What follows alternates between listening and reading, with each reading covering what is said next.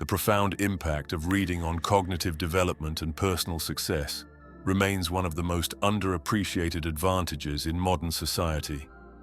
For approximately $20 and a few hours of time, anyone can access the distilled wisdom from someone's entire life of work and research, essentially having a personal conversation with history's greatest minds. Warren Buffett's practice of spending 80% of his working day reading illustrates the power of this habit. His advice to read 500 pages like this every day emphasizes how knowledge compounds over time, similar to interest.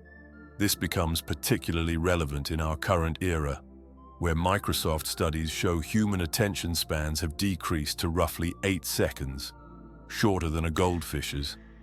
This attention deficit crisis creates what Cal Newport identifies as the attention capital principle, where deep focus becomes an increasingly valuable skill in workplaces demanding greater cognitive complexity. The neuroscience behind reading reveals fascinating insights into brain function. Unlike speaking, which is evolutionarily natural, reading is a cultural invention only about 5,000 years old.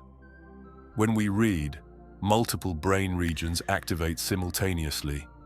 The visual cortex processes letters, language centers decode meaning, and frontal lobes make connections to existing knowledge.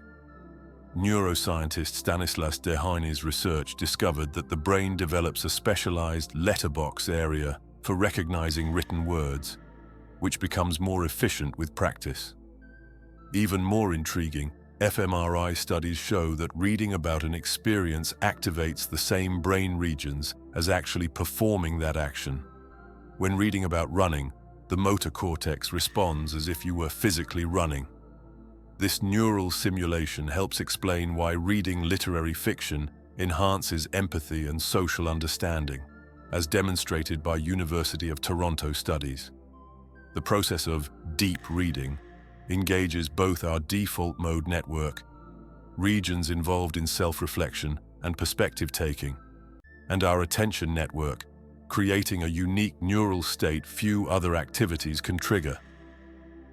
The historical context of reading reveals its revolutionary power. The Great Library of Alexandria represented an ancient information hub. While medieval books were so valuable, they were often chained to library shelves or written on materials costing a farmer's annual wage. The printing press's invention in the 15th century democratized knowledge access, catalyzing the Renaissance, Reformation, and scientific revolution. Elizabeth Eisenstein's research demonstrates how print culture fundamentally changed knowledge creation and sharing, leading to unprecedented innovation. Benjamin Franklin's Junto clubs demonstrated how reading groups could foster democracy and civic improvement. W.E.B. Du Bois emphasized reading's importance for liberation, inspiring generations of civil rights activists. Throughout history, those in power have tried controlling book access precisely because of their transformative potential, as evidenced by Heinrich Heine's warning that where they burn books, they will also, in the end, burn human beings. Different perspectives on reading deserve consideration. Critics like Neil Postman and Nicholas Carr warn about how various reading formats affect thinking patterns. Postman's "amusing ourselves to death" expressed concern about visual media replacing the linear, rational thinking that print culture encourages. Carr's The Shallows extends this to digital reading, suggesting online text skimming rewires brains for distraction rather than deep focus. Bell Hooks and others question whether traditional emphasis on Western canonical literature perpetuates certain power structures, while some debate if books remain the most efficient learning method given modern alternatives like podcasts and AI summaries. Common challenges to reading include time constraints, retention issues, and distractions.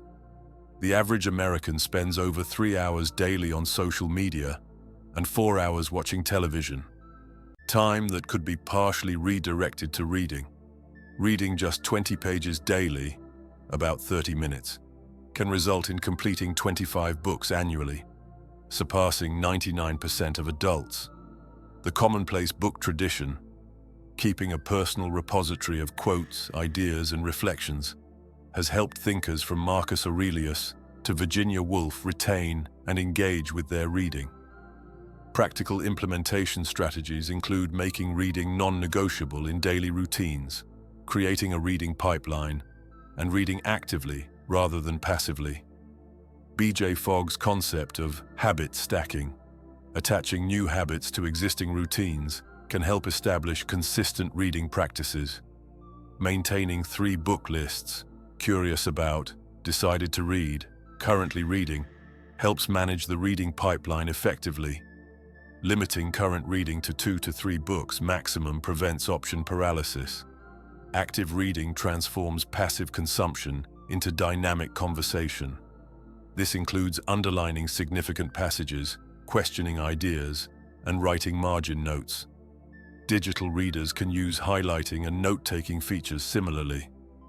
After finishing each book, spending 15 minutes writing a 1-page reflection helps solidify understanding and connect ideas across different readings. Reading communities provide accountability and expose readers to diverse perspectives.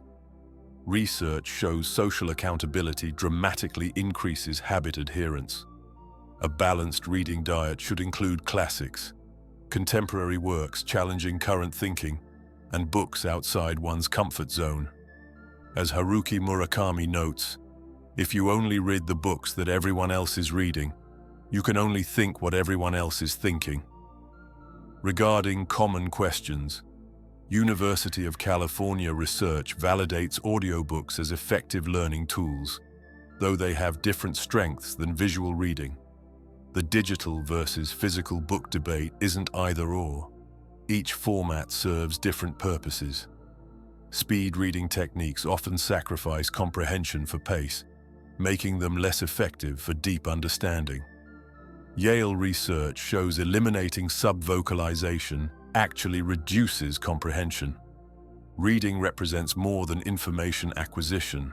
It's about transformation.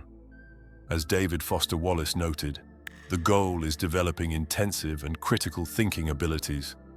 Books function as time machines to learn from the past, telescopes to envision futures, and mirrors reflecting human nature.